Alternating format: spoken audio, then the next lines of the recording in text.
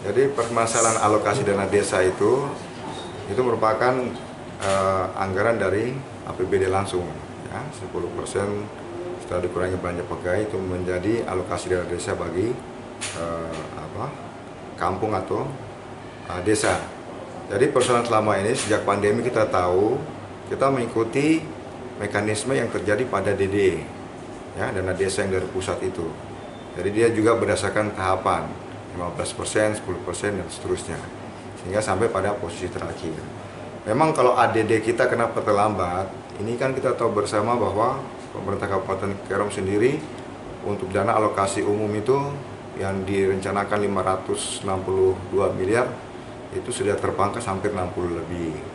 Nah, ADD ini pun tidak mengikuti format penurunan anggaran. Harusnya dia ikut di saat pembagian alokasi anggaran APBD kita turun, kita turun. Nah, ini yang sedikit agak mengganggu kita punya posisi keuangan di sumber dana DAU. Jadi terus terang aja DAU kita itu pada posisi normal itu kita terima itu sebenarnya adalah 49 miliar. Ya, tetapi sejak pandemi kemarin kita terpotong hanya sampai 39. Itu pun seharus bagi dengan belanja pegawai sekitar 14 miliar. Ya. Nah, ADD sekarang ini memang menjadi keterlambatan karena secara keuangan kita ini masih ada beberapa kebutuhan. Seperti kita tahu bersama pelaksanaan penyelenggaraan pilkada. Ya. Kemarin penyelenggaraan pilkada itu setelah kita kesepakatan bersama dengan KPU dan Bawaslu kita 100%-kan, ternyata dia masih ada penambahan. Ya. Penambahan dana anggaran ini ya sekitar hampir 8 lah, 7,8 itu untuk KPU, kemudian 4,6 untuk Bawaslu. Ya, untuk pengamanan 5 miliar dengan TNI 2,5 itu sudah lunas.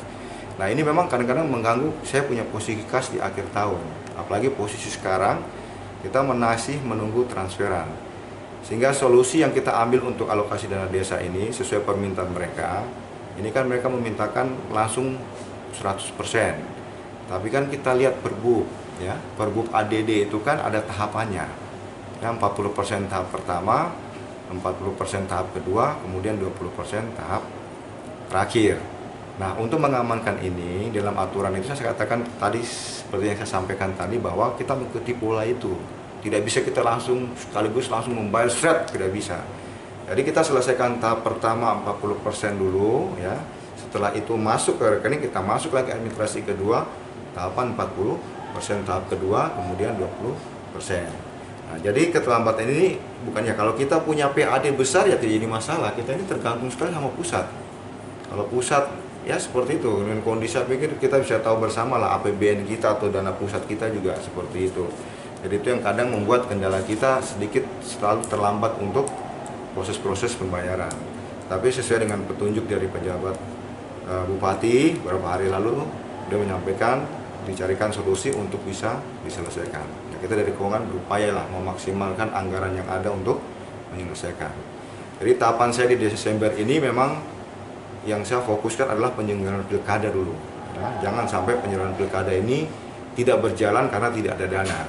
Lalu tahap kedua ya kepala-kepala kampung tadi punya permintaan, ya oke lah kita akan menyesuaikan dengan alokasi anggaran yang lain. Makanya kenapa untuk SKPD sudah kita sepakati beberapa bulan lalu ya tidak ada lagi GU dan itu di Desember atau sebagainya.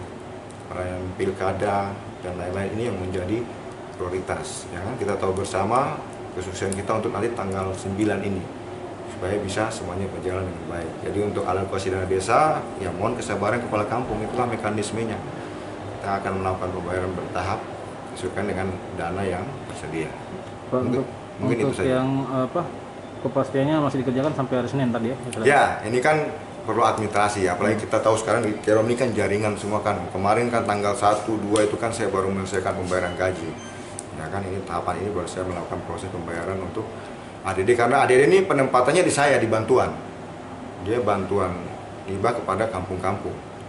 Nah, ini yang nanti saya harus menyiapkan SPM, menyiapkan SPP, menyiapkan SP2D, surat pernyataan dari saya.